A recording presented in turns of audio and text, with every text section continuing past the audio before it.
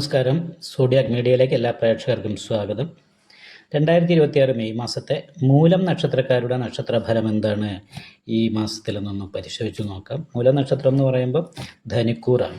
അപ്പോൾ ധനുക്കൂറുകാർക്ക് ചന്ദ്രലഗ്നാധിപതിയായിരിക്കുന്ന വ്യാഴം 7ാം ഭാവത്തിൽ നിൽക്കുന്നതുകൊണ്ട് സ്വയം മുന്നിട്ടിറങ്ങി ചെയ്യുന്ന എല്ലാ കാര്യങ്ങളും വിജയിക്കാൻ യോഗമുള്ള ഒരു സമയമാണ്. നല്ല ദൈവാധീനമുള്ള സമയമാണ്. പിന്നെ ഗുരുശുക്ര യോഗം ഉള്ളത് കാരണമുണ്ട് ദിവ്യധാരോ മഹാധനി എന്ന് പറയുന്ന യോഗമാണ്. ധനാഭിവൃദ്ധി ഉണ്ടാകുക, നല്ല ഭാര്യാഗുണം അനുഭവിക്കുക, ഇങ്ങനെയുള്ള കാര്യങ്ങൾക്ക് യോഗമുണ്ട്. എന്നാൽ അതിനോടൊപ്പം തന്നെ കുറച്ച് ശത്രുദോഷത്തിൻ്റെതായിരിക്കുന്ന ദുരിതമുണ്ട്. കാരണം ബാധകാധിപതി ശത്രുസ്ഥാനത്തും ശത്രുസ്ഥാനാധിപതി ബാധാസ്ഥാനത്തും പരിവർത്തന യോഗം ചെയ്ത് നിൽക്കുന്നത് കാരണമുണ്ട് പ്രിയ കലഹോസ്തകത എന്ന് പറയുന്ന യോഗമാണ്. സൗന്ദര്യപ്പിണക്കം, ഭാര്യാഭർത്താക്കന്മാർ തമ്മിൽ സൗന്ദര്യപ്പിണക്കം ഉണ്ടാകുക, അതുപോലെ തന്നെ കാമുകന്മാർ തമ്മിൽ സൗന്ദര്യപ്പിണക്കം ഉണ്ടാകുക, ചിലപ്പം ബന്ധം വേണ്ട എന്ന് വയ്ക്കുന്ന ഒരവസ്ഥയിലേക്ക് വരെ ഇവരുടെ ഈ പിണക്കമൊക്കെ മാറിപ്പോകാനുള്ള സാധ്യതയുണ്ട്. കാരണം 5ാം ഭാവത്തിൽ ചൊവ്വയാണ്. ചൊവ്വ 5ൽ നിൽക്കുമ്പം പിന്നെ കടുത്ത തീരുമാനങ്ങൾ എടുക്കാൻ മടിക്കാത്ത ഒരു സമയമാണ്. അതുകൊണ്ടും അത് മാത്രമല്ല, നല്ല ശത്രുദോഷമുണ്ട്.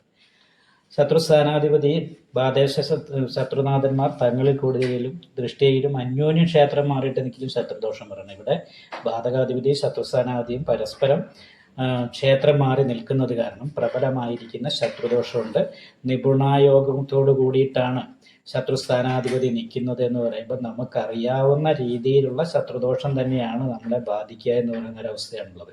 മാത്രമല്ല, ഭാഗ്യസ്ഥാനത്തെ ക്ഷുദ്രകാരകനായിരിക്കുന്ന കേതുവാണ്.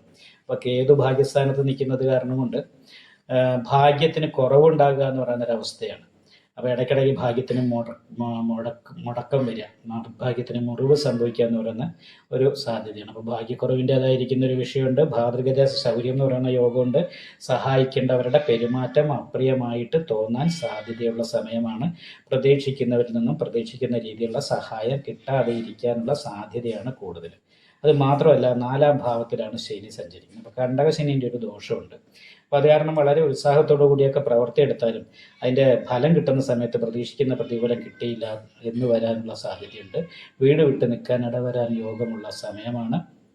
അപ്പോൾ ഇങ്ങനെയുള്ള കുറച്ച് പ്രശ്നങ്ങളൊക്കെ പ്രതിസന്ധികളൊക്കെ ഉണ്ട്. എന്നാലും ദൈവാധീനമുണ്ട്. ദൈവാധീനമുള്ള ഇത് കാരണം കൊണ്ട് വലിയ ദോഷങ്ങളില്ലാതെ കാര്യങ്ങളൊക്കെ അനുകൂലമായിരിക്കുന്ന രീതിയിലേക്ക് അങ്ങ് പോകുമെങ്കിലും കർമാധിപതി ശത്രുസ്ഥാനത്താണ് നിൽക്കുന്നത്. അപ്പം ശത്രുദോഷം കണ്ട് തൊഴിൽ നഷ്ടം പോലെയുള്ള കാര്യങ്ങൾ വരാതിരിക്കാനായിട്ട് ശ്രദ്ധിക്കണം. ഗ്യാസ്ട്രിക് പോലെയുള്ള പ്രശ്നങ്ങൾ, നടുമുതൽ മുട്ട് വരെയുള്ള ഭാഗത്തുള്ള രോഗാവസ്ഥ കാര്യങ്ങൾ, കഴുത്തിന് വേദന, ഇങ്ങനെയുള്ള കുറച്ച് ശാരീരികമായിട്ടുള്ള അസ്വസ്ഥതകൾക്കും യോഗമുള്ള ഒരു സമയമാണ്.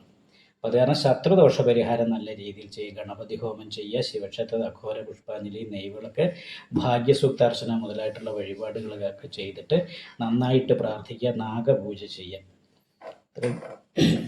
അങ്ങനെ ഈ പരിഹാരങ്ങളൊക്കെ ചെയ്താൽ വലിയ തടസ്സമില്ലാതെ മുന്നോട്ട് പോകാനായിട്ട് ഈ മാസം സാധിക്കുന്നതാണ്. ഈ വീഡിയോ ഇഷ്ടപ്പെട്ടാൽ ലൈക്ക് ചെയ്യുക, നിങ്ങളുടെ അഭിപ്രായങ്ങൾ കമൻറ്റ് ചെയ്യാം. ജ്യോതിഷവുമായി ബന്ധപ്പെട്ട കൂടുതൽ കാര്യങ്ങൾ അറിയാൻ ഈ ചാനൽ സബ്സ്ക്രൈബ് ചെയ്യുക. ഞങ്ങളുടെ ഓൺലൈൻ കൺസൾട്ടൻസി നമ്പർ താഴെ ഡിസ്ക്രിപ്ഷൻ ബോക്സിൽ കൊടുത്തിട്ടുണ്ട്. ആവശ്യമുള്ളവർക്ക് കോൺടാക്റ്റ് ചെയ്യാവുന്നതാണ്.